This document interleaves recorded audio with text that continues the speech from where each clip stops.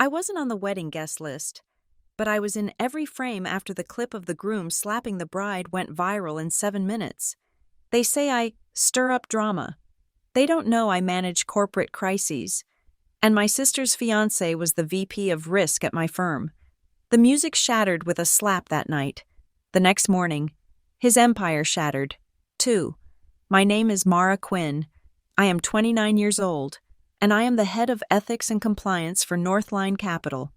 On Saturday, October 19th, at 9:12 p.m., my sister was struck by her new husband in a service corridor of the Glass Chapel at Westvale. I was not present. I was, however, provided with verifiable, time-stamped documentation of the event within 7 minutes. My involvement in the Westvale wedding incident began 48 days prior, with an automated email from an RSVP management platform. I opened it at my desk, the air in my office smelling of industrial-grade coffee and recycled air. The subject line was RSVP Management, Cade and Sloan. I scrolled past the landing page image. My sister and her fiancé, Cade Mercer, posing in an apple orchard, their teeth gleaming with a professionally whitened brilliance, and found the guest list manifest. My name was present, but the line item was disabled. The hyperlink grayed out. Beside it, a single red strike-through line, a note in the margin, clearly intended for an internal user and not a guest, was visible due to a platform glitch. Capacity constraints. Sorry. Capacity constraints was a clinical, impersonal lie. The Glass Chapel was a monument to modernist excess, a structure of steel and treated silica designed to hold 800 people. This was an execution, not a logistical necessity. The metallic taste of familial betrayal, acidic and sharp, filled my mouth. It was a flavor I had become academically familiar with over the past 2 years. My phone illuminated fractions of a second later, as if on a preset timer, a private text from Sloan. Sloan. Hey, so I saw you got the email. Please don't be mad. It's just, Cade and I want a no-drama day. You work in crisis. I'm scared you'll turn the wedding into a press conference if someone spills wine on the wrong person. It's just easier this way. For my sake. Please? I read the text twice. I cataloged the tactical use of please, the deflection of my entire career into the pejorative crisis, the implication that I was the variable, the risk to be managed. It was a textbook example of preemptive blame-shifting, a tactic Cade himself favored in corporate negotiations. He was teaching her. I typed back a single compliant sentence. I understand. Congratulations, Sloan. I did not point out the irony. My job was not crisis. My job, as head of ethics and compliance, was to prevent crisis. I am the person who reads the 100-page regulatory filings. I am the one who audits the expense reports. I am the one who builds the firewalls, investigates the whistleblowers, and ensures the structural integrity of the corporation. My job is to find the hairline fractures in the foundation before the building collapses. And the groom, Cade Mercer, was Northline Capital's Senior Vice President of Risk Management. He was, in essence, the man paid handsomely to gamble with the firm's money, and I was the woman paid to ensure he never gambled with its soul. We were not colleagues.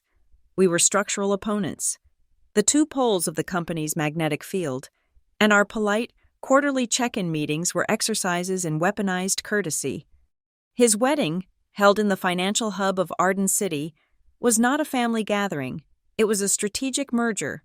The guest list was a who's who of Arden City finance, asset managers, hedge fund partners, private equity vultures. It was a networking event where vows would be exchanged as a prelude to cocktails and leveraged buyouts. Sloan, my sister, was his capacity constraint, and I, the family member who investigated men exactly like Cade for a living, was his liability. So I did not attend. I spent that Saturday clearing out my compliance backlog, validating third-party vendor credentials, and finalizing a report on algorithmic trading ethics. At 8:45 p.m., I was microwaving a dinner that consisted primarily of sodium and regret when my phone buzzed again. It was from Alex, an old college friend who played viola in the string quartet hired for the ceremony. He was part of the wedding band. Alex. Hey Mara, weird wedding. The groom is a piece of work. We're just packing up. Hope you're good. I was about to type, thanks, you too, when a second message came through. Alex. Hold on, my bad. Our lead violinist just set up his new phone. He enabled some auto-archive feature for backstage social media content. It syncs everything to a private cloud drive. He just caught something. I'm sending you the file.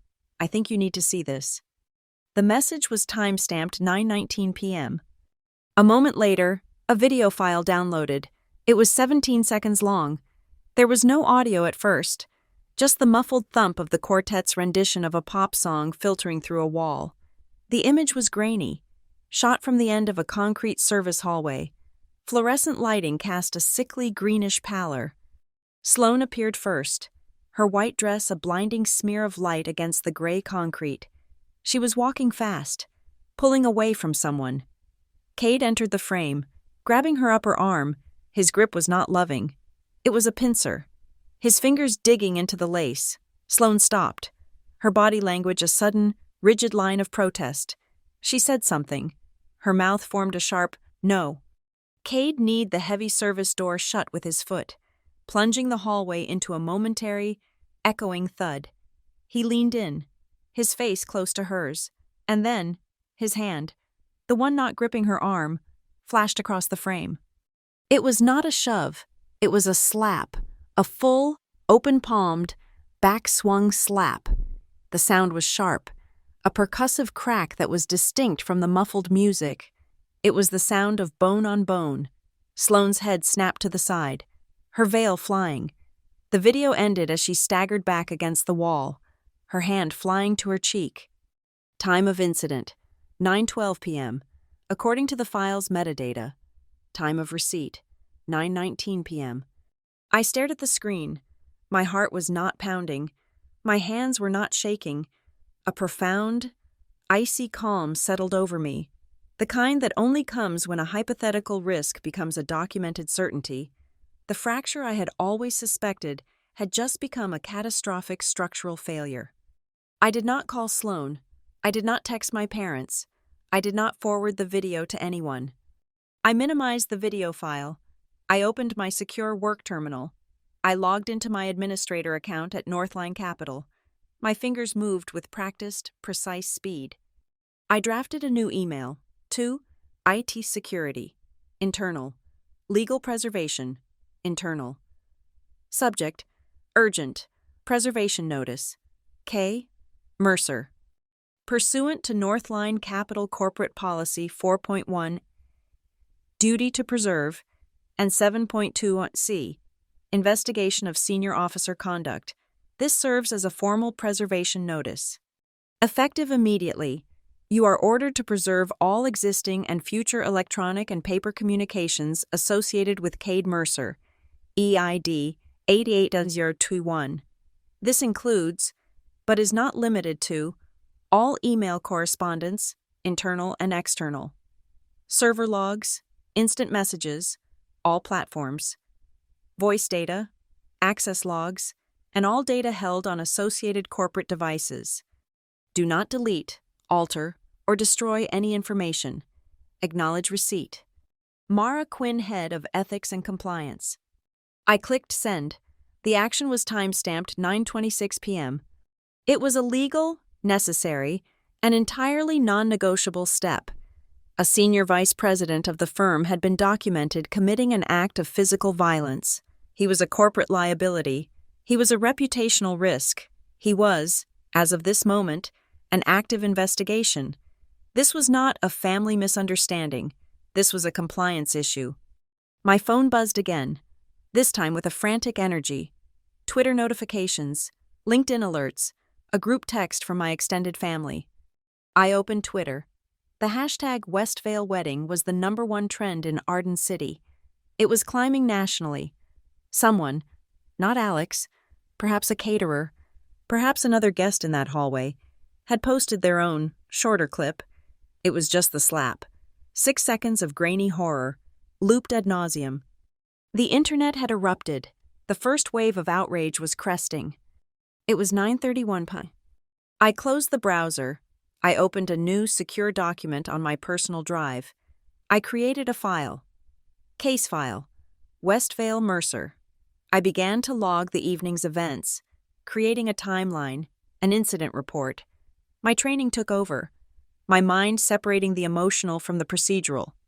9:12 p.m. The event. 9:19 p.m. Receipt of evidence. File, 17's hallway, auto archive, MP4. 9:26 p.m. Internal preservation notice issued. 9:31 p.m. Public containment failure. The world saw a family drama, a viral tragedy. I saw a pattern of behavior that had finally breached containment. Cade Mercer had managed risk his entire career. He had just become one, and as the person uninvited from the wedding, I was the only one in the family, and the company, with clean hands and a clear mandate to act. Growing up in Everton Ridge, we were fluent in the language of the model American family. It was our native tongue, a dialect of performative happiness spoken through meticulously curated props. Our house was the one with the symmetrical pumpkins on the porch in October, the professionally strung lights in December, and the lawn that was always edged at a perfect 90-degree angle. Our primary export was the annual Quinn family Christmas card. It was a production that started in July, with my mother debating color palettes, not red and green, but cranberry and pine. The photo shoot was a mandatory, 2-hour ordeal of enforced smiles. We sat on a plaid blanket, our teeth gleaming, our dog wearing a humiliating tartan bow. The goal was not to capture a moment of joy, but to manufacture a marketable image of it. We were a brand. Our product was domestic bliss. In this family corporation, we all had our roles. Sloane, my younger sister, was the CCO, Chief Charm Officer. She was the shining one, the one with the easy laugh and the photogenic grace. Her role was to be the sunlight, to be effortless, to be the face of the brand. I was different. I was the one who loves rules. It was a nickname my mother bestowed on me. And it was never a compliment. It was an indictment. It meant I was the one who asked why. It meant I was the one who read the terms and conditions on the new family car lease. It meant I was the one who pointed out that the all-natural pumpkin pie filling they loved was mostly corn syrup. Sloane was praised for her brilliance. I was tolerated for my diligence. She was the asset. I was the auditor. This dynamic was never clearer than during the wedding planning. My mother, the CEO of our family image, micromanaged every detail. It was a masterclass in optics. The dress was ivory, not white. White was too stark. The bridesmaids were to be in muted olive, a color she'd seen in a financial lifestyle magazine. The napkins were a specific thread count. When I asked, via text, what color I should wear, her reply was swift and sterile.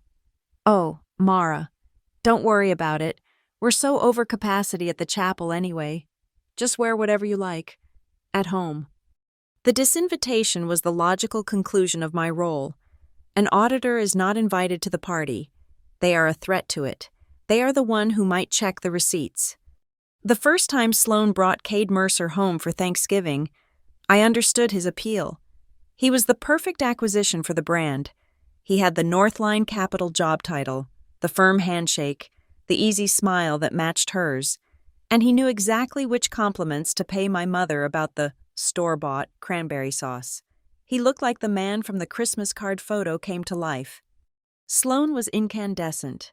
"Isn't he perfect, Mara?" she whispered to me by the sink, her hands shaking slightly as she rinsed a plate. "He's so kind." "He's polished," I said. "No, he's kind," she insisted, her voice hardening, mistaking my observation for a criticism. Later that month, I did my due diligence. It wasn't spying. It was a basic background check, the same kind I would run on any third-party vendor. It's amazing what you can find in public court filings and buried social media accounts if you know how to use Boolean operators. I found the NDA, a non-disclosure agreement from a previous relationship, finalized just 6 months before he met Sloane. It was filed in a different county, but the signature was his. I sat Sloane down in my apartment, away from the curated stage of our family home. I showed her the document. "Cade is so kind," she had said. "Does kindness require a legally binding non-disclosure agreement from an ex-girlfriend?" I asked. She didn't look at the paper. She couldn't.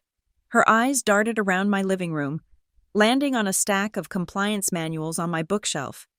"You're trying to ruin this for me," she said, her voice low. "I'm trying to show you a data point. Sloane." "You're jealous," she snapped. "You're jealous that I'm happy, and you just have your rules." She left, and the conversation was never mentioned again.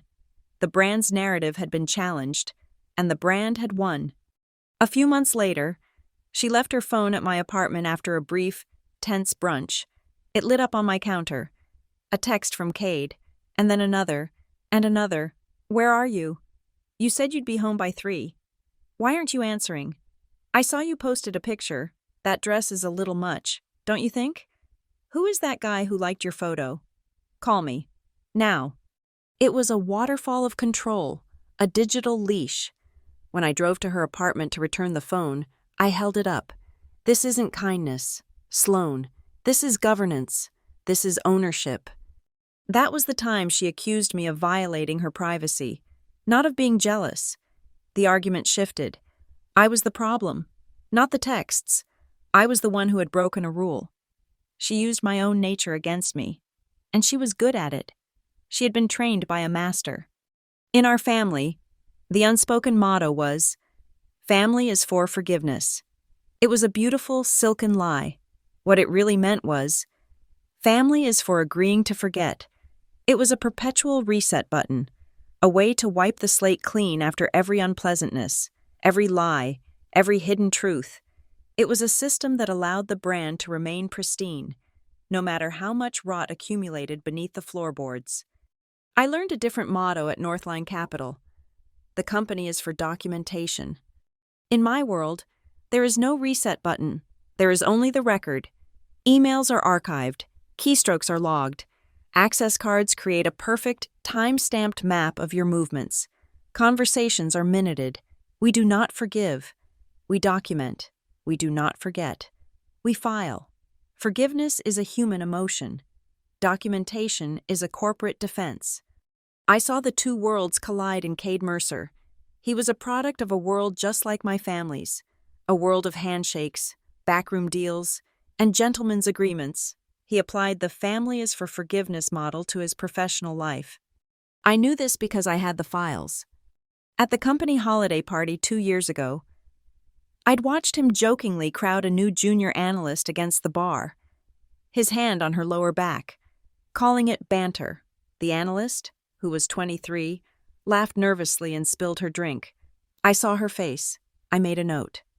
6 months after that, an anonymous complaint hit my ethics portal. A male employee in Cade's risk department claimed Cade fostered a hostile environment, demanding 10 p.m. check-in calls and joking about firing anyone who took their full vacation time. The complaint was withdrawn 72 hours later, after the employee had a coaching memo put in his file, signed by Cade himself. The system had forgiven him, but I had documented the withdrawal. Cade Mercer moved through the world as if it had no rules, only suggestions. He believed that optics were reality, that if he smiled the right way, bought the right drinks, and said, "It was just banter," the underlying data would be erased. He believed this because my family believed it, Sloane believed it, my mother believed it. They were all invested in the brand. I sat at my desk, the 17-second video file open in one window, and the internal preservation notice confirmation in the other. I looked at the timestamp, 9:12 p.m., the exact moment the performance collapsed. They say the perfect exterior is just a box. That's not quite right. A perfect exterior is a lie on credit. It's a beautifully designed package, shipped with a deferred payment plan. The real invoice is always inside. Cade had been accruing that debt for years, with his ex-girlfriends, with his subordinates, with my sister. The slap in the hallway wasn't the beginning of the problem. It was just the first payment coming due, in public, with interest. The wedding wasn't a sacred union. It was the final stage for a performance they had all been rehearsing for years. A desperate attempt to shore up the brand. But the invoice had just been posted for the whole world to see, and I, the family auditor, the one who loves rules, was the only one who knew exactly how to read it. By 6:00 a.m. Sunday, the digital shockwave had breached the firewalls of Northline Capital. The first email to the press at Northline alias, timestamped 5:58 a.m. from a national wire service, was concise. Request for comment regarding viral video footage appearing to show Northline SVP Cade Mercer striking his spouse at his wedding. By 6:30 a.m., our general counsel's inbox had 32 functionally identical requests. The corporate server was logging thousands of hits per minute to Cade's executive bio page. At 7:00 a.m., the emergency call was convened. The war room, as our CEO called it, was virtual. Just 4 of us on the line. Our CEO, the general counsel, the head of public relations, and me. The head of PR was frantic. "We have to deny. Say it's a deepfake, a doctored video, a private matter." "We will do nothing of the sort," I said. My voice was flat, cutting through his panic. "The video is authentic. I have a 17-second, high-resolution source file with clean metadata. Our response cannot be a lie. It must be a procedure." There was a heavy silence. The general counsel, a woman I respected, spoke. "Ms. Quinn, given your familial relationship, this is an untenable position for you." "It is the only tenable position," I countered, my voice as cold and hard as the glass on my desk. "PR is right about one thing. This is a crisis, but it is not a single crisis. Crisis 1 is the video, reputational risk. Crisis 2 is what I suspect is a pattern of behavior, systemic, legal, and financial risk.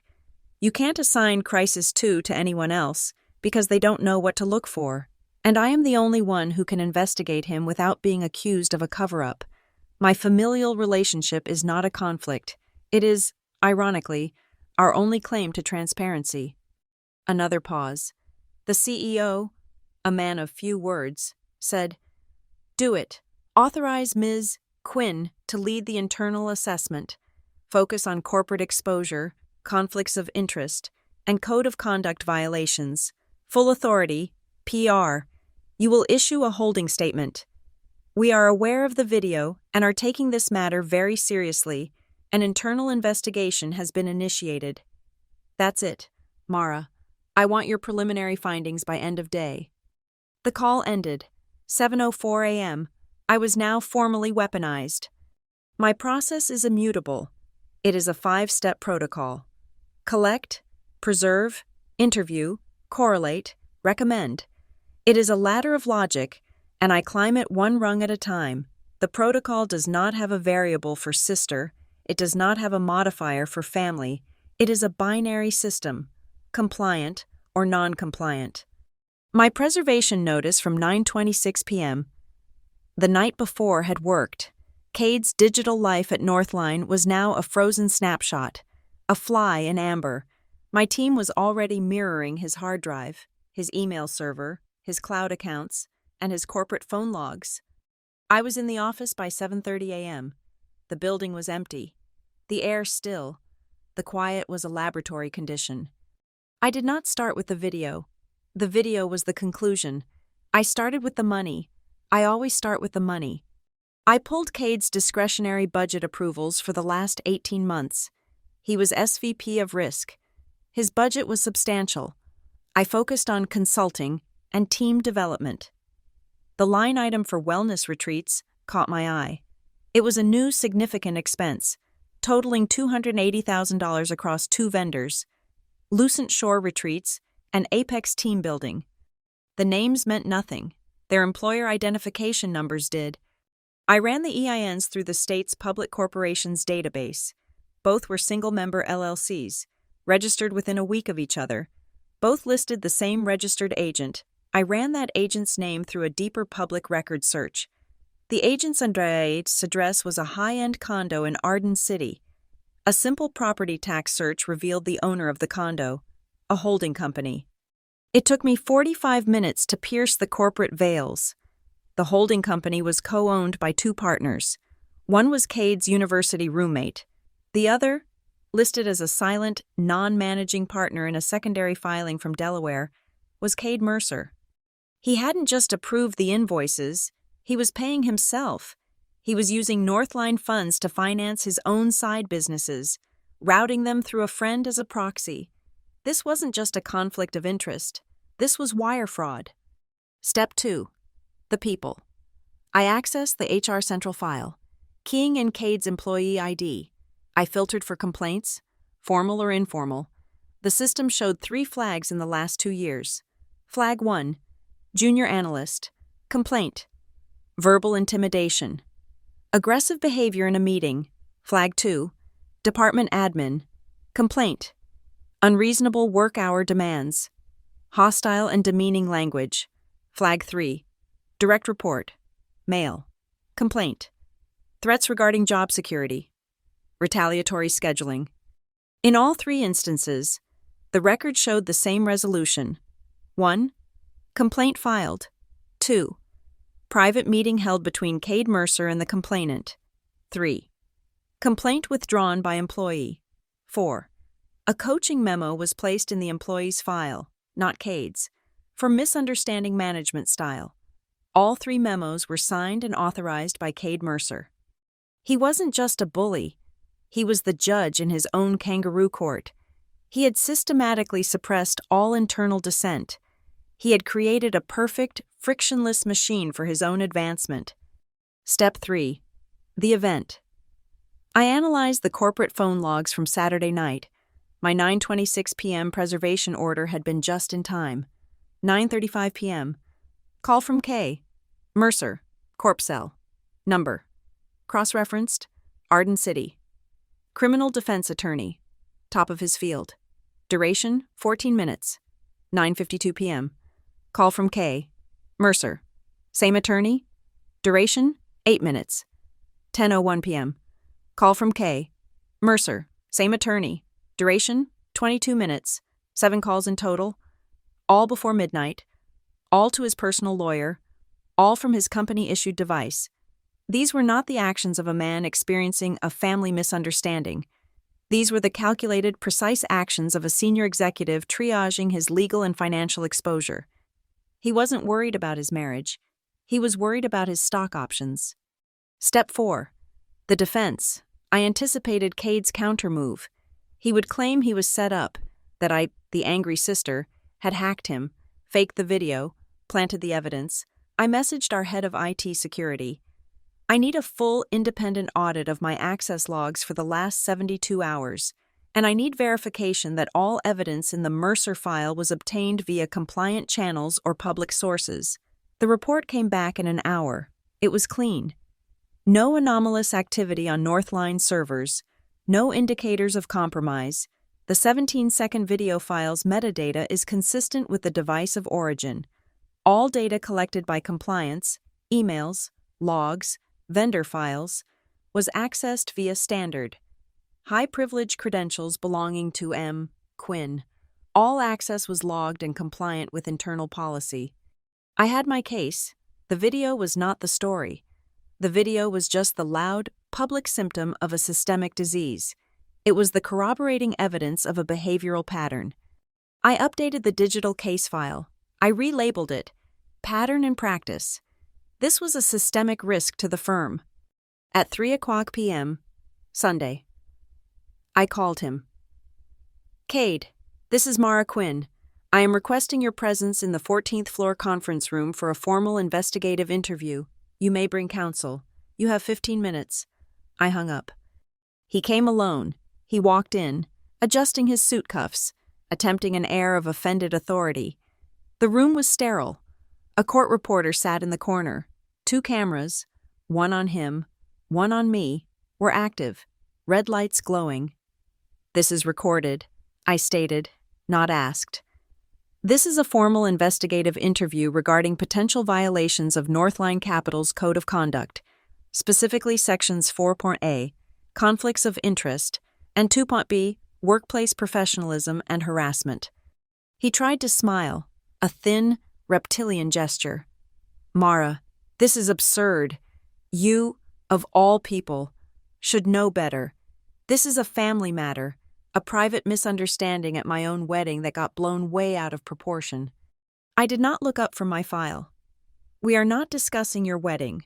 We are discussing your role as a fiduciary and officer of this corporation. This is not a family discussion. This is business. I slid the first document across the table. It was the LLC registration for Lucent Shore Retreats. Can you identify your signature on page 3, listing you as a partner? The color drained from his face. The practiced arrogance evaporated, replaced by a cold, sharp panic. This is a private investment. It has nothing to do with... It has to do with the $150,000 you approved in payments to this entity from your departmental budget, I said. Let's move on. HR Complaint 90B. A junior analyst stated you used intimidating and threatening language. The case was closed by you. Can you explain the HR policy that allows a manager to personally resolve a harassment claim filed against them? He slammed his hand on the table. This is a setup. You did this. You're using that stupid video to ruin me. This is because of Sloan, isn't it? You were always jealous. I met his gaze for the first time. The ice in my veins was absolute. The video is a public relations matter. My investigation is focused on verifiable data. I have 3 separate HR complaints alleging verbal intimidation, all of which you personally suppressed. I have $280,000 in fraudulent invoices you approved to a vendor you secretly co-own, and I have 7 logged calls from your corporate device to your criminal defense attorney, starting 23 minutes after you assaulted my sister. I leaned forward, my voice dropping to a whisper, but the microphone picked up every syllable. You are a pattern, Cade, and I am a compliance officer. This is not a family misunderstanding. This is a termination for cause. He said nothing. His mouth opened and closed. There was no sound. The interview is concluded, I said, closing the file. Security will escort you from the building. Your access is revoked. I stood up and walked out, leaving him to be processed. My recommendation to the board was already written. My official report to the Northline board was submitted at 3:52 p.m. on Sunday. Cade Mercer was, for all intents and purposes, a corporate ghost before the sun set. His access was gone, his photo was scrubbed from the executive page, and his $280,000 fraud was now a matter for our forensic accountants and, eventually, the district attorney. I had neutralized the internal threat, but the external wound, the $350,000 wedding, was still bleeding, and Cade, despite his corporate annihilation, was still a wealthy man. He would absorb the loss. Sloan would absorb the humiliation, and the world would move on. This was not a compliant outcome. On Sunday evening, while the media was feasting on Northline's immediate suspension statement, I was doing some light reading. I had texted Alex, my friend from the string quartet, earlier that day. Me. Alex, thank you again for the file. I have a strange request. You were a vendor. Did Cade or Sloan make you sign a contract? Alex, Mara, you better believe it. Guy was a nightmare. 40 pages, demanded exclusivity, controlled our song list, even had a clause about our attire's thread count. Me. Can you send me a copy? The full PDF. I'm interested in his boilerplate. Alex. No problem. It's ridiculous. Hold on. The file arrived in my inbox at 8:17 p.m. Westvale Venue and Vendor Agreement, Mercer Quinn, 42 pages of dense legalese.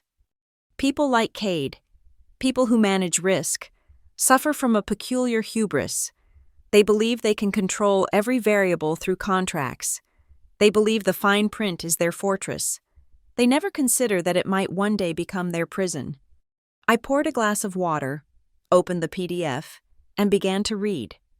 I read past the catering addendums, the floral requirements, the insurance riders. I went straight to the sections Cade would have authored himself: liability, conduct, and cancellation. He was thorough. He had clauses protecting himself from vendor no-shows, from inclement weather, from corkage fee disputes.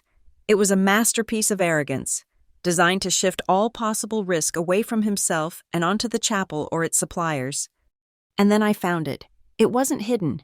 It was right there, in bold, under Section 14, Guest Conduct and Safety. Clause 14b.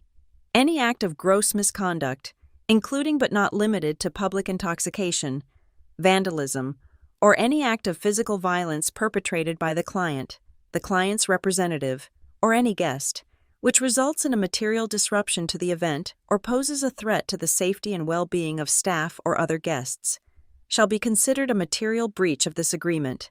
Upon such a breach, Westvale LLC reserves the right to terminate all services immediately, retain any and all fees and deposits paid to date, and invoice the client for any supplementary security or damage repair costs. It was a standard safety clause, but Cade, in his arrogance, had added his own flourish in the subsequent definitions section. Section 21. Clause 21. Financial liability for breach. In the event of a breach as defined under Section 14b, should said breach be caused by the client or the client's primary signatory, all financial penalties, forfeitures, and supplementary costs shall be the sole and exclusive responsibility of the client's primary signatory. The contract was signed, digitally and with a flourish, by Cade Mercer. He was the client. He was the primary signatory. He had personally authored the legal mechanism for his own financial ruin. He had defined his slap as a material breach. He had specified that this breach allowed the venue to keep all the money, and he had signed his own name to the personal liability clause. I looked at the viral video playing on a loop on my second monitor. It was, by any legal definition, objective, verifiable proof of a breach of Clause 14b. It was not a he said, she said. It was a time-stamped exhibit. I didn't have to do anything. I didn't have to leak it, or spin it, or frame it. The contract was a machine waiting for a key. The video was the key. All I had to do was put the key in the lock. I opened a new, anonymous email account through a secure service. I attached 2 files, the 42-page PDF of the signed contract Alex had sent me, and the 17-second MP4 file. I found the email address for the General Counsel of Westvale LLC, a boutique hospitality group. Subject: FAO, Legal Debt, Mercer Quinn Wedding, Octa 19, Contractual Breach. Body: To whom it may concern. Attached: Please find the fully executed agreement for the Mercer Quinn event, along with time-stamped documentation of a material breach of Section 14b by the client's primary signatory, Cade Mercer. As per Section 21, all financial penalties, including the forfeiture of the $350,000 deposit and service fee, are the sole responsibility of Mr. Mercer. We trust you will enforce your contract to the fullest extent to protect the safety and reputation of your establishment. A concerned vendor. I hit send. It was 9:02 p.m. I shut my laptop. I went to bed. The detonation occurred at 10:03 a.m. Monday morning. I was in my office, reviewing the handover notes from Cade's terrified subordinates, when my personal phone rang. It was an unknown number. I let it go to voicemail. A second later, a text from the same number, Cade. Cade, call me now. What did you do? I ignored it. My corporate email pinged. It was an automated alert. Cade was trying to log in. Access denied. Access denied. Access denied. Another text from Cade. Cade, they're keeping it all, the $350K. They sent a notice of forfeiture. They're citing some bullshit safety clause. This was you. You sent it to them. This is theft. I waited a full minute. I typed a reply. Me. I didn't do anything. Cade, the contract you signed did. I just read it aloud. He didn't reply. He was finally beginning to understand the difference between power, which he had, and structure, which I controlled. He operated on handshakes and intimidation. I operated on bylaws and execution. The next text, 10 minutes later, was from Sloan. It was the one I was expecting, the one that tasted like ash. Sloan. Mara. My God. First his job. Now this? They're taking the money. All of it. The money my father gave us for the deposit. Why are you so cruel? Why are you doing this to me? The accusation stung. The ME was a precision strike. She still saw herself as the victim of my actions, not his. She still saw the burning building and was blaming the fire alarm. I typed back. Me. I told you to read the fine print. You didn't. He did? And he signed it? This is not cruelty? Sloan. This is just a consequence. I put the phone on silent. The media, which had been fixated on the corporate scandal at Northline, now had a new, delicious angle. Westvale's PR team, emboldened by the contract and the overwhelming public support, released their own statement at noon. Westvale has a zero-tolerance policy for violence. We can confirm that due to a serious breach of our guest safety protocols, perpetrated by the client himself. We have terminated our relationship with Mr. Mercer and enforced all penalties as stipulated in our mutually agreed-upon contract. The safety of our guests and staff is our highest priority. It was a masterstroke. The narrative shifted instantly. Westvale was not a greedy corporation. It was a principled stand. They were heroes. Defending decency, the hashtag Enforce the Clause started trending. Public opinion, which was already against Cade, now lauded the venue for its financial punishment. He wasn't just an abuser. He was an abuser who had to pay. I watched the news feed from my desk. I drank my coffee. The perfect exterior. The beautiful wedding. The $350,000 party he had bought to seal his merger with my sister had been repossessed. The invoice had been paid in full. By him. As stipulated, Cade Mercer was gone from the building, but his digital ghost remained. My pattern and practice file, which had justified his immediate termination, was now the foundation for a much larger, more meticulous demolition. The act of firing him was a containment measure. What came next was the forensic cleanup. On Monday, as the Enforce the Clause hashtag dominated the news, the real work began. The silence left by Cade's absence created a vacuum, and information, like air, rushed in to fill it. The first email arrived at 2:17 p.m. It was sent to the anonymous ethics at Northline portal, a system I managed. Subject: Cade Mercer, Lucent Shore. The body was short. I am a former employee. I left 6 months ago because of Cade Mercer. You're looking at the Lucent Shore vendor. You should call it the pressure cooker. It wasn't a wellness retreat. It was a mandatory offsite. He got us drunk, separated the women from the men, and held private conversations in his suite. I was one of them. He told me my career advancement depended on my loyalty to him, not the firm. I quit a week later. A second email came an hour later, from a different anonymous proxy. Subject: Cade Mercer. I was at that Apex team building off-site. It was the same thing. Cade paid for a top-shelf open bar and then cornered junior staff, one by one. He called it mentorship. It was interrogation. He wanted to know who was ambitious and who was dead weight. He grabbed my arm when I tried to walk away. Left a bruise. He said, I decide who swims. He was drunk. Or maybe he wasn't. It felt practiced. The fraud was just the beginning. Look at the keycard logs for that weekend. The pattern, which I had seen in digital traces, was now acquiring a human voice. The rust I had suspected was now visible, the paint flaking off in large, poisoned chips. I pulled the expense reports for the Lucent Shore retreat, held at a lakeside resort. I cross-referenced the dates with the anonymous emailer's timeline. A perfect match. The $150,000 charge wasn't just fraud. It was the budget for a coerced loyalty test. It was a company-funded abuse of power. I then pulled the keycard access logs for the weekend of the Apex team building off-site. As the second email suggested, the hotel's main conference rooms were on a master key system, but Cade had also booked the presidential suite as his operations center. I found the log. Saturday, 10:43 p.m. K. Mercer, access granted, room 1201, presidential suite. Saturday, 10:43 p.m. Employee ID 90421, access granted, room 1201, presidential suite. Saturday, 11:51 p.m. Employee ID 90421, access denied, room 1201, exit attempt, door locked from inside. Saturday, 11:52 p.m. K. Mercer, access granted, room 1201, door manually unlocked. My breath caught.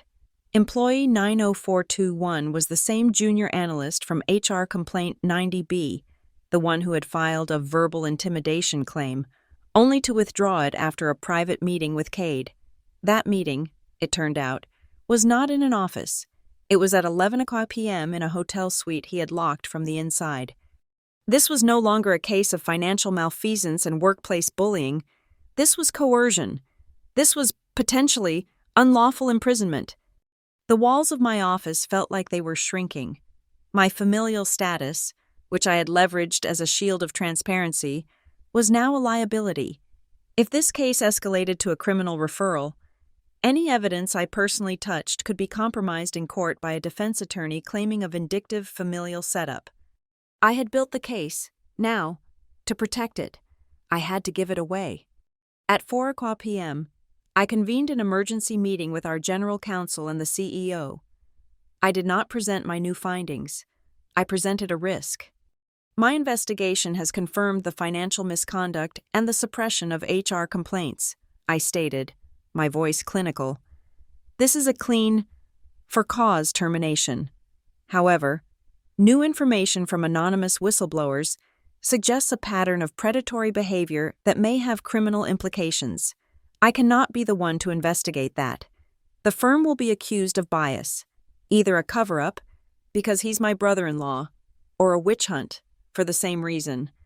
The GC nodded, her face grim. What's your recommendation?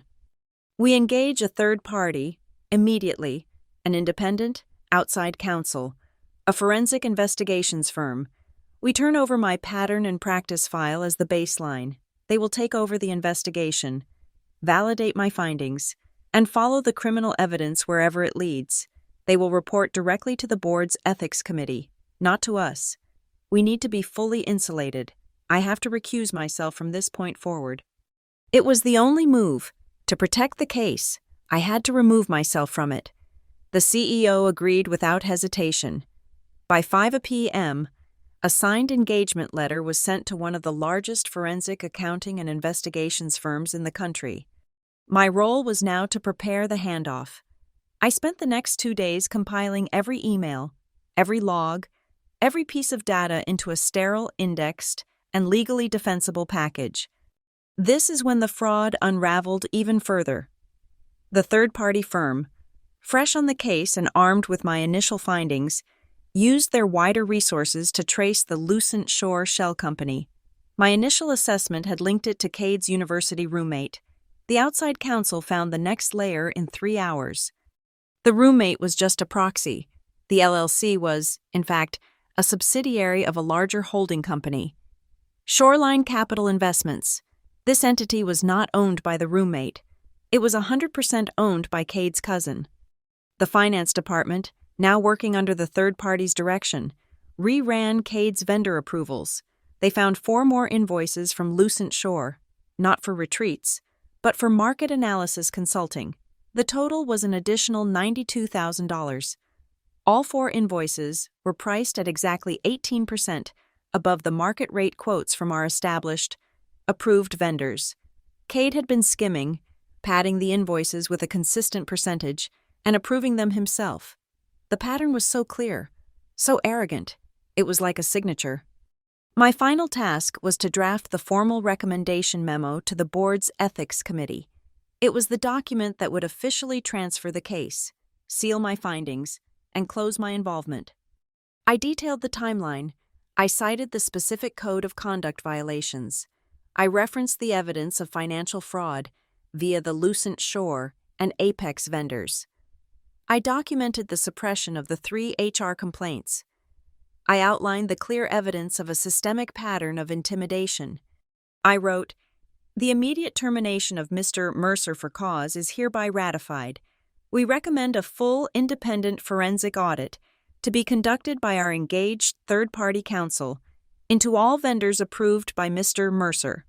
We further recommend all findings of financial fraud and potential employee coercion be turned over to the appropriate state and federal authorities, including the SEC and the District Attorney's Office.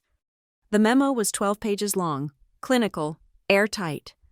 Before I converted it to a PDF, I added one final page, an addendum.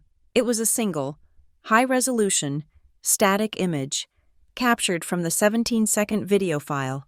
It was the moment just after the slap, when Sloane's head was turned, her hand to her cheek, her body braced against the concrete wall. I added a single line of text beneath it. Exhibit A, visual confirmation of behavioral volatility and risk of coercive conduct. It was not an emotional appeal. It was not a sister's revenge. It was a data point. It was the bridge that connected the man in the hallway to the man in the boardroom. It was the evidence that proved his behavior was not isolated, but a fundamental characteristic. It was the reason the Ethics and Compliance Department had to act. I signed the document. Mara Quinn, Head of Ethics and Compliance. Family status, disclosed. I hit send. My part in the investigation was over. I had collected, I had preserved, I had correlated, and now I had recommended. The case was no longer mine. It was a formal record, sealed and delivered. I closed the file, my hands perfectly steady. It started not as a fire, but as a spark, a single hashtag, slap at Westvale. Then it became an accelerant. By Monday morning, 7:00 a.m., it was a wildfire. Cade Mercer, Northline, Capital, Sloane Quinn, Violence, Westvale, Wedding. The internet was a wall of digital flame. Every financial news outlet, every gossip blog, every social justice aggregator was feeding the blaze. The 6-second clip, the 17-second clip, looped, slowed down, enhanced. The sound of that slap was the new soundtrack of the financial news cycle. Finance is a business built on a single, fragile commodity, confidence. It abhors a vacuum. It detests uncertainty. And a viral video of a senior vice president of risk management being the risk is the definition of uncertainty. Our stock, Northline Capital, NLC, was down 4.8% in pre-market trading. That's a paper loss of nearly $500 million because of a slap. The 8:00 a.m. war room call was chaos. Our head of PR, a man named Reynolds, was sweating through his shirt. "We need a soft statement," he pleaded, his voice high. "We say, this is a deeply personal matter for Mr. Mercer and his family. We say, we respect their privacy during this difficult time. We say nothing." I unmuted my line. The click was loud in the digital silence. "No," Reynolds paused.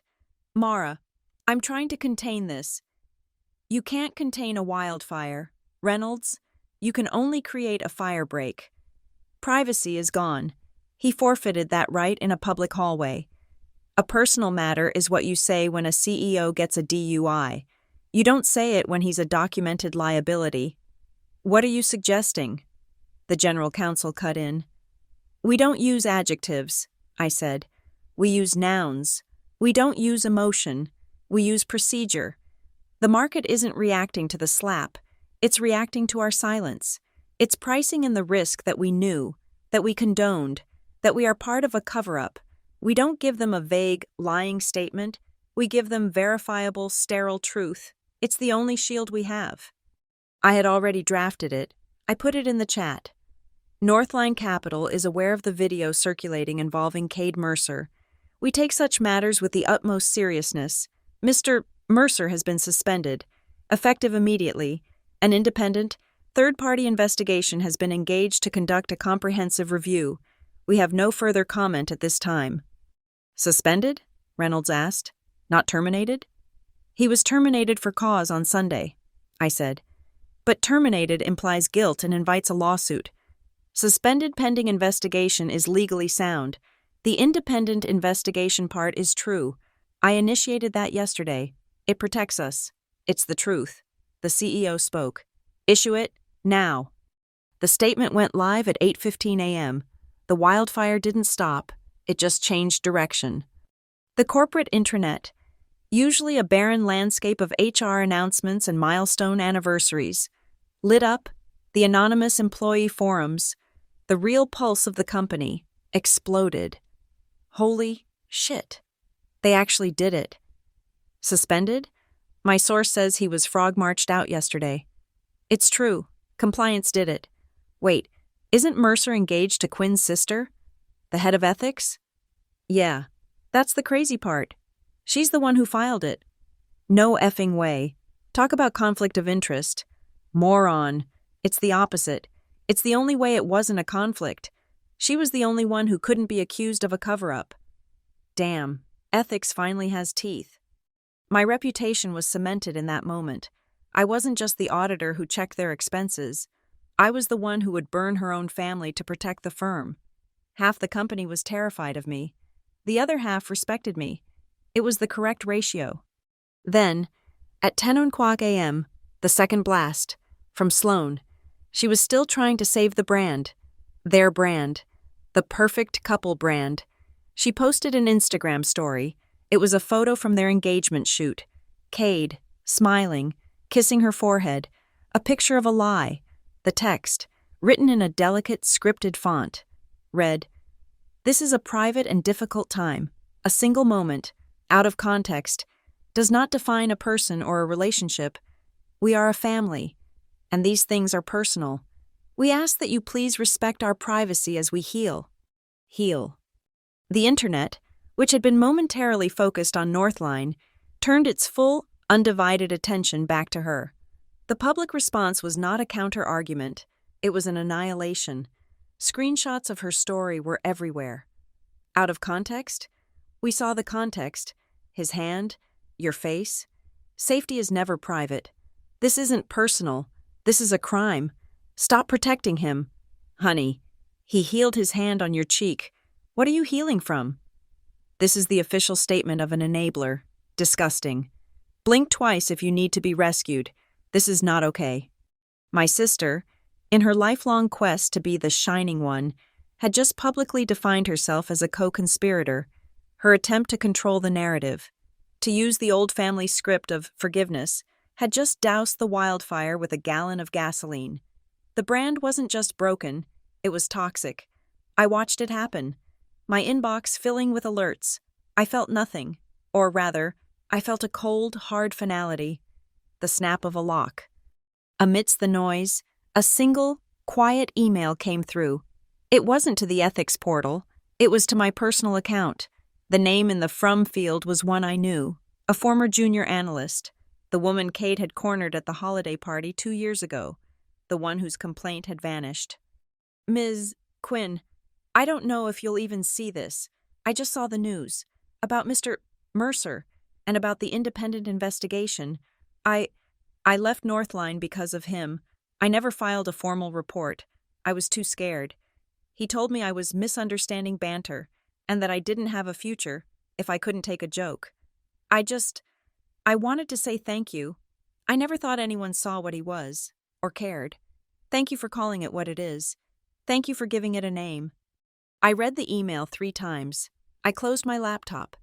The screen went black, reflecting my face. The room was silent. The adrenaline from the morning, the PR fight, the market panic, it all drained away at once, leaving a hollow, vibrating emptiness. I stood up and walked to my kitchen. My hands were shaking. It was not fear. It was not doubt. It was the physical cost of the transaction. My job requires a specific, cold fortitude. I am comfortable with being disliked. I am paid to be the iron wall, the one who reads the fine print, the one who says no. I am built for that. I am built for the hate mail from fired executives and the resentment of salespeople whose expenses I deny. I am not built for the imagined sound of my sister's voice. I am not built for the text message she sent last night, the one I hadn't answered. Why are you so cruel? I am not built for the knowledge that our family, that entire shimmering, fraudulent brand of Everton Ridge perfection, was now a pile of ash. And I was the one holding the match. I measured the coffee grounds into the filter. 1 scoop, 2, 3, a precise procedural action. I poured the hot water, watching it bloom. I held the warm mug, anchoring myself. I breathed in, out. Stick to the protocol, I whispered to the empty, quiet room. Collect, preserve, correlate, recommend. I took a sip. Emotion comes later. The invitation arrived on Tuesday. A sterile calendar request from the assistant to the board of directors. Special committee meeting, 3:00 p.m., boardroom A. I was not invited. I was summoned. I spent the morning compiling my presentation. It was 12 slides. The background was the default Northline white. The font was Arial, 12-point. There were no graphics, no gradients, no colorful call-out boxes. It was a document of pure distilled fact, an autopsy report. At 2:50 p.m., I took the executive elevator to the 40th floor. The 40th floor is not like the rest of the building.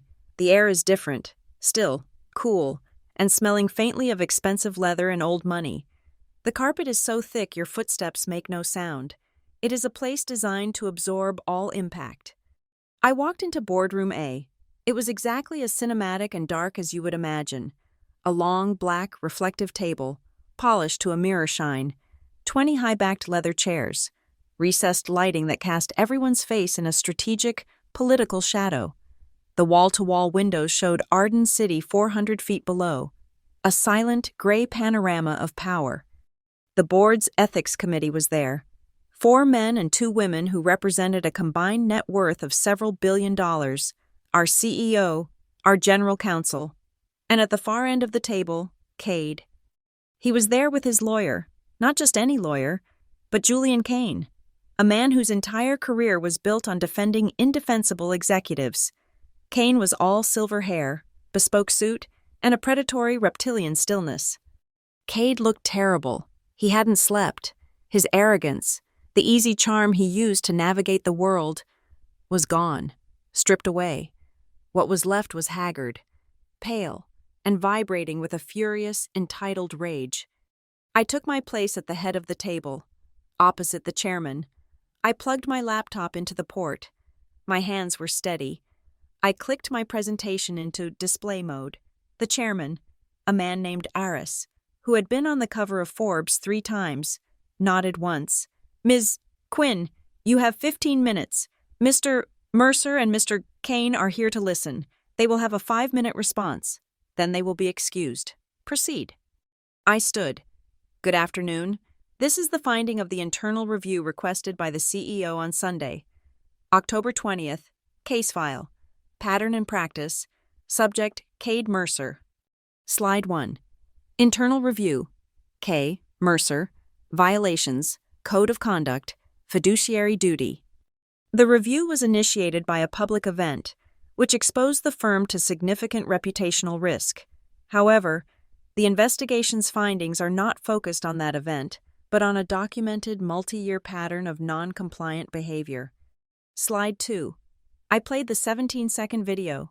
No sound. It looped. On the massive 80-inch screen. Sloane's head snapping back. The wall. The hand. Exhibit A. The public liability. I said. This is the reputational crisis. I clicked to the next slide while the video was still playing, leaving the after image burned into their retinas. Slide 3. The financial misconduct, Part 1. It was a simple table. Cade's expense approvals for Lucent Shore Retreats, total $242,000. Slide 4. The vendor, the LLC formation documents for Lucent Shore, Cade's cousin's name. Slide 5. The fraud, a cross-reference. A graph showing the 18% average markup over our approved vendors for consulting services. Finding, a systematic, fraudulent diversion of $372,000 in corporate funds to a family-owned shell company. I heard Cade's lawyer, Kane, shift in his seat. We then moved from financial to human capital, I said, my voice a monotone. Slide 6. The suppressed complaints, a timeline, HR complaint, 90. B. HR complaint. 104C. HR complaint 112A, each one, filed by junior employee, resolved via private meeting with Mr. Mercer, withdrawn by employee, 24 hours later, slide 7. The coercion. The keycard logs. Room 1201. 10:43 p.m. Mercer, employee 904 to 1. 11:51 p.m. Employee 904 to 1. Access denied. Exit locked from interior. This event corresponds directly to the withdrawal of Complaint 9TB. A board member, a woman who ran a logistics empire, leaned forward, her face a mask of cold fury. Slide 8. The cover-up. A log of 7 phone calls from Cade's corporate device to Julian Kane's office, beginning 23 minutes after the incident at Westvale. Finding: use of corporate assets to manage a personal legal crisis, demonstrating immediate consciousness of liability. Slide 9. The damage. A simple chart. NLC pre-market stock price. Monday, October 21st. A sharp, red cliff. Reputational harm. $480 million market cap loss. Directly attributable to the public exposure of the pattern and practice we have identified. Slide 10. The conclusion. A bulleted list. Violation. Code of conduct. Oh, conflict of interest. Violation. Fiduciary duty. Systematic fraud. Violation. Code of conduct 2.B. Harassment. Hostile environment. Violation. Corporate asset use policy. Potential criminal exposure. Wire fraud. Unlawful imprisonment. Slide 11. Integrity of investigation. My signed recusal memo. The engagement letter for the third-party forensic firm. My findings have been validated. The case is now in the hands of outside counsel to ensure impartiality. Slide 12. Recommendations. I read them aloud. 1. Immediate and final termination for cause. 2. Formal notification to the District Attorney's Office and the SEC, providing all findings from the independent counsel. 3. A full, retroactive audit of all vendors approved by the Risk Management Department. 4. The creation of a dedicated, ring-fenced $500,000 employee support fund for any staff member affected by workplace violence, intimidation, or harassment. I finished. My presentation is complete. 14 minutes, 38 seconds. The chairman looked at Julian Kane. Mr. Kane, you have 5 minutes. Kane stood, smiling a thin reptilian smile. He didn't look at the board. He looked at me. Thank you, Mr. Chairman. What we have just witnessed is impressive, a truly remarkable work of fiction, a narrative crafted with all the skill of a seasoned prosecutor. He walked slowly toward me, a narrative that conveniently omits one crucial, disqualifying fact. The presenter, Ms.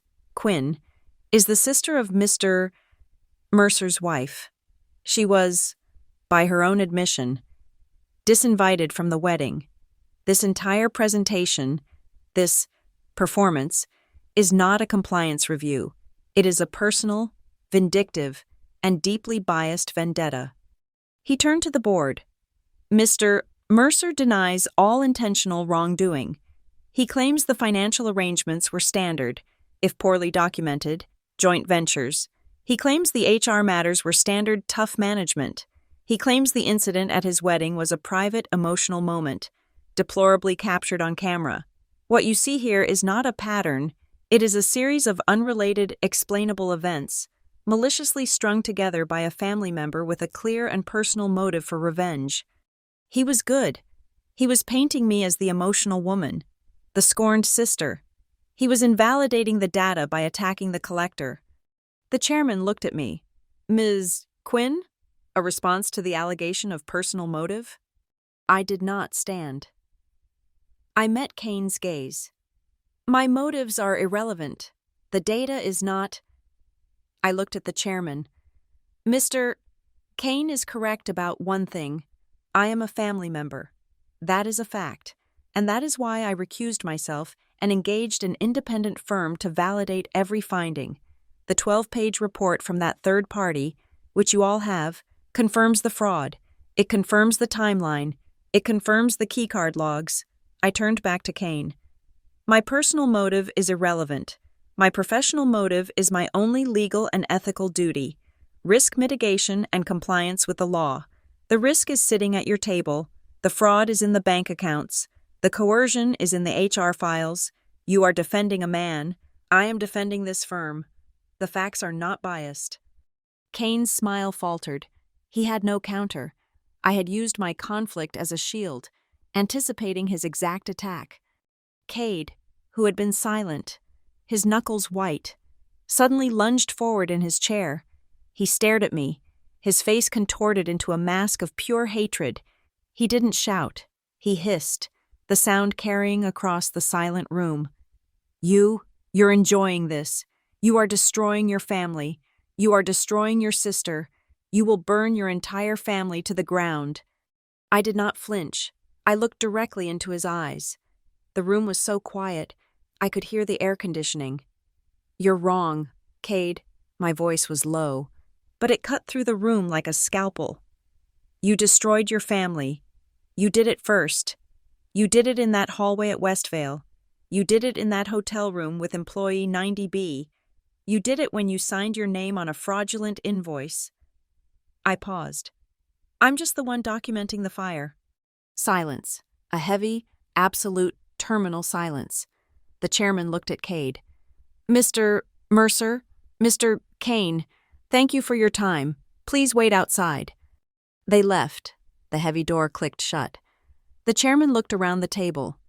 We have the recommendation from the Ethics Committee, all in favor of the full resolution as presented by Ms. Quinn. 6 hands went up, unanimous. The chairman nodded to his assistant. Please record the vote. On the digital display at the end of the room, a single line of text appeared in green, motion carried, and beneath it, in a bright, clinical red, K. Mercer, termination, for cause. There was no applause. There was no discussion. It was done. The only sound in the room was the simultaneous, sharp click of 6 expensive pens as the board members signed the hard copies of the resolution. It sounded, for a moment, exactly like hail hitting a glass roof. The chairman looked at me. Thank you. Ms. Quinn, that will be all. I closed my laptop and walked out. I walked out of boardroom A, leaving the scent of leather and quiet, expensive judgment behind. The elevator ride down was silent. My ears popped. A physical sensation of descent.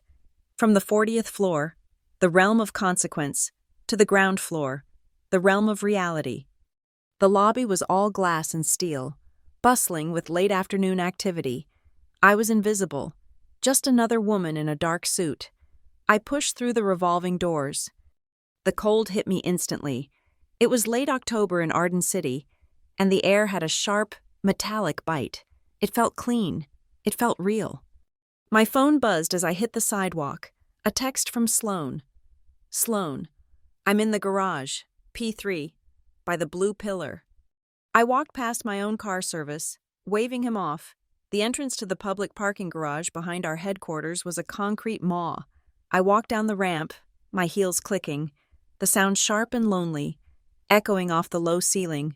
P1, P2. The air grew colder, heavy with the smell of exhaust and damp cement. P3 was nearly empty.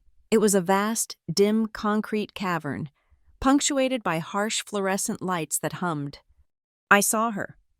She was leaning against a pillar painted blue 32, a tiny dark figure in a massive, empty space. She was wearing jeans and an expensive-looking coat I didn't recognize. She had sunglasses on, even in the subterranean gloom. I stopped 10 feet away. The hum of the ventilation fans was the only sound. She didn't move. Her voice was a rasp, scraped raw. Is it done? Yes, I said. She was silent for a long time. I watched her breath plume in the cold air, white smoke, disappearing. Are you happy, Mara? She asked.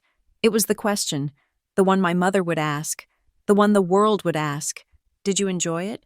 Did you get your revenge? No. My voice was flat. It was the truest thing I had said all day. This isn't a victory, Sloane. It's just a calibration. The numbers were wrong. Now they're fixed. She shook her head, as if my words were a language she didn't understand. You ruined him. You ruined us.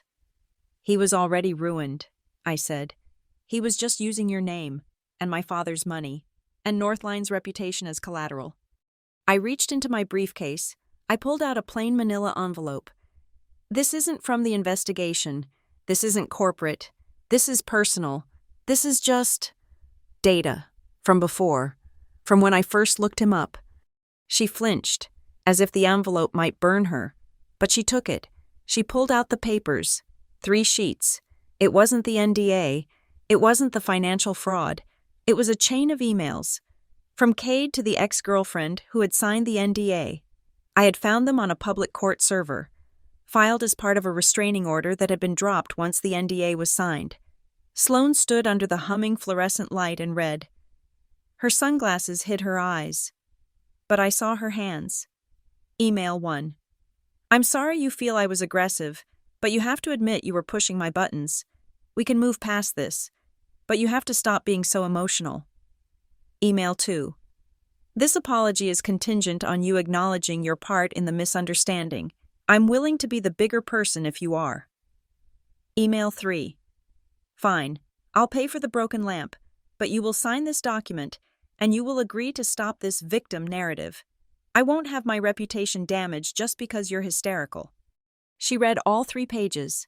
The garage was silent. She didn't cry. She didn't look up. Her hands, the ones that were supposed to be holding champagne, just moved. She folded the first page, once, twice, a sharp crease. Then she folded it again, and again. Her knuckles were white. She was compressing the words, compressing the reality, into a tiny, hard, manageable square. She folded it until it was a thick wad of paper. Then, with a sudden, violent, ripping sound that echoed off the concrete, she tore it in half and tore it again. She let the pieces fall to the oil-stained floor. I'm not her, she whispered. He thinks you are, I said. He thinks everyone is. He just offered you a better price. I didn't move. I'm going to say this once, and it's not an attack. It's an exit strategy. If you want to get out of the marriage, if you want to nullify it, I've already made the calls. There's a high-security shelter in the next county. They specialize in this. They can take you in tonight. And this? I held out a business card. This is a pro bono lawyer. She's the best divorce attorney in the state for cases involving domestic violence. She's waiting for your call. Sloane looked at the card, and she laughed. It was not a laugh I had ever heard. It was a sharp, broken, choking sound. It was the sound of our family's perfect brand shattering. A shelter? She spat. A shelter? You think I'm weak? Is that what you think? That I'm some broken charity case? The old script, the old attack. I am not weak. No, Sloane, I said, my voice quiet, cutting through her broken laugh. I don't think you're weak. I think you're exhausted. You've spent your entire life being strong enough to hold up the shining one narrative. You've been enduring. It's all you know how to do. I took a step closer. Bravery isn't enduring this, I said. That's just stamina. That's what he's counting on. He's counting on you to forgive. He's counting on you to manage the optics. Bravery. Bravery is stopping. It's being strong enough to stop. It's saying no and walking away from the brand. She stared at me. The word stopping hung in the cold air between us. She had been the face of the brand for so long. The idea of just stopping was an alien concept. She finally, slowly, took off her sunglasses. Her eyes were wrecked, puffy, red-rimmed, and utterly, profoundly tired. But they were dry. She had no more tears for him. She took 2 steps back, a physical retreat, from me, from the truth, from the pieces of paper on the floor. I have to go, she whispered. She turned, her coat swirling. She started to walk away. her heels clicking, faster, faster. Then she stopped. Her back was to me. She didn't turn around. Mara. I waited. Thank you. The words were small. They were hoarse, and for the first time in a decade, they contained no barbs, no poison, no accusation. It wasn't, thank you, but it was just, thank you.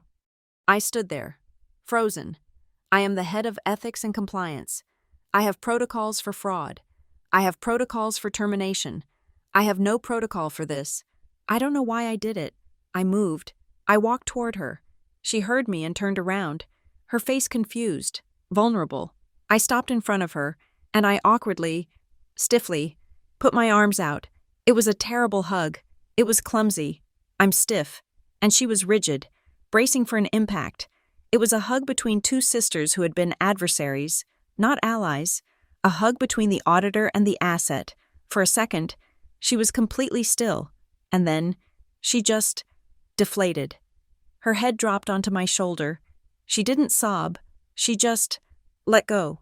A single, shuddering exhale of breath. Letting go of the brand, the wedding, the man, the lie. It lasted maybe 3 seconds. It was the most real moment we had shared in our entire adult lives. It was awkward. It was clumsy. But it was healing. She pulled away first, wiping her dry, red eyes. I have to go, she said again. This time, her voice wasn't a whisper. It was a statement. She turned and walked. She didn't run. She walked, her heels clicking with a steady, even rhythm, up the ramp and out into the fading light. I stood alone on P3, the cold air on my face. My hands were shaking, just as they had been in my kitchen. I looked down at the torn pieces of paper. The invoice had been paid. The account was, finally, closed. I am not a fan of conspiracies. I am a fan of bylaws. I don't believe in elaborate, multi-step plots to destroy people. I believe in due diligence. I don't set traps for people to fall into. I just build solid, well-lit, clearly marked pathways for the truth. If people choose to ignore the signs and jump off the path, that is a risk they have chosen to manage. The world sees the 17-second video as the catalyst, the single spark that started the wildfire.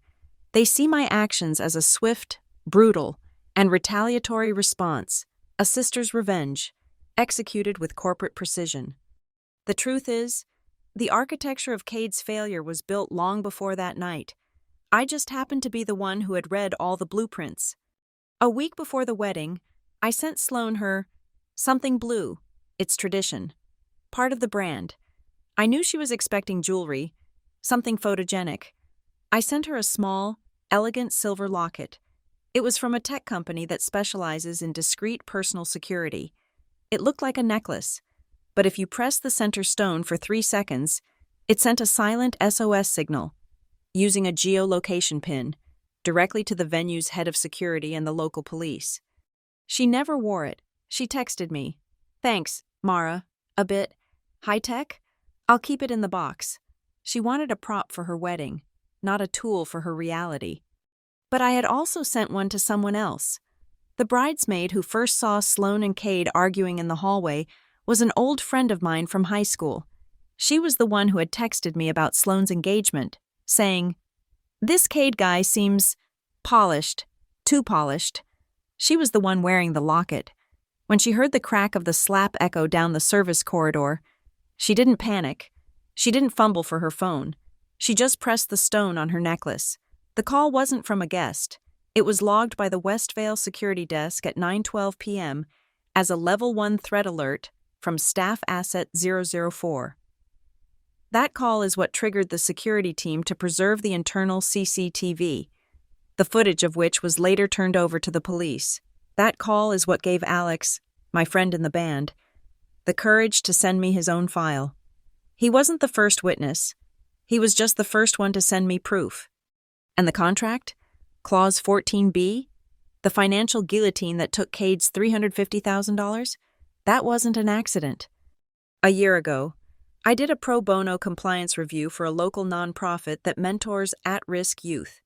The Glass Chapel at Westvale is one of their biggest corporate sponsors. As a thank you, the nonprofit's director asked me to look at the venue's vendor agreements. Their general counsel was worried about liability. I spent a weekend reviewing their documents. I found the language weak, focused on property damage but not personal conduct. I redrafted Section 14. I wrote 14B myself. I tightened the definition of material breach to include any act of physical violence. I wrote Section 21, linking the financial penalty directly to the signatory. I did it because another venue, 2 cities over, had been sued after a groom assaulted a staff member, and their contract was too weak to protect them. I was just doing my job. I was mitigating risk. I didn't set a trap for Cade Mercer. I just built a better wall. He was the one who ran his head into it. The pieces fell into place, one by one, exactly as the protocols dictated. The outside counsel's final report on Lucent Shore was delivered to the board. It was 80 pages long. The board voted, unanimously, to turn the entire file over to the U.S. Attorney's Office. Cade's cousin was indicted. The asset forfeiture proceedings began. The board also approved the new Employee Support Fund. My recommendation had been for $500,000. In the final resolution, the board made a symbolic edit. They approved a clawback of Cade's vested, unexercised stock options and his entire deferred bonus package. The total value, as of that day's closing price, $350,000. Exactly. They didn't just fire him, they made him pay, dollar for the fund that would now protect the people he had intimidated. The press release called it a new, robust commitment to employee safety. I called it reallocation. I was at my desk, closing the file, when my phone lit up, a text from Sloan. It had been a week since the garage, a week of silence. Sloan, I'm at a hotel, my own. I signed the papers with the lawyer you recommended. I keep thinking, if I had just listened to you that day in your apartment, all that stuff about the NDA, if I had just... The sentence just hung there, unfinished, a hanging cursor of regret. I looked at the words. If I had just... I typed back. Me. Today is also a day. I waited. The 3 dots appeared, then vanished, then appeared again. Sloan. Yes, it is. I took a screenshot of that message.